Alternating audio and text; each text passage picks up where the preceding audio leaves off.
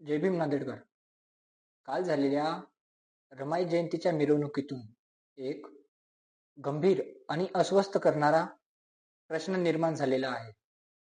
सर्वप्रथम हा व्हिडिओ बघून घ्या. करायचं करा सर. काय गुन्हे दाखल करा. जयंती काढणार म्हणजे काढणार. आता माघार घेणार नाही. आमची दाबून जर मुस्किटी करत असाल तर आम्ही ऐकत नाही. जयंतीला कोण नांदेडमध्ये साध्या रमाई मिरवणुकीलाही प्रशासनाकडून विरोध केला जातो. डीजे नको, परवानगी नाही. मग आपल्या थोर विचारवंतांची जयंती साजरी करणं हे चूक कधीपासून ठरतं? या अन्यायाविरोधात ठामपणे उभा राहिला आंबेडकरवादी विचारधारा जपणारा नवनिवडून आलेला नगरसेवक प्रशासनासोबत झगडत त्याने आपली लोकप्रतिनिधी म्हणून भूमिका पार पाडली. मिरवणूक काढणं जर गुन्हा असेल तर तो गुन्हा माझ्यावर द्या. हे धाडस व्यक्तीचं नसून आंबेडकरवादी विचारधारेचं आहे.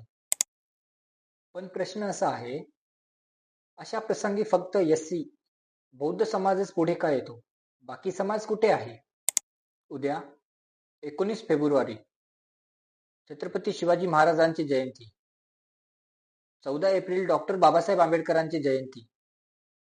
मग प्रशासन पुन्हा असाच जयंतीसाठी विरोध दर्शवेल का? की विरोध फक्त काही ठराविकच आहे? हा प्रश्न राजकारणाचा नाही. हा प्रश्न समानतेचा आणि न्यायाचा आहे.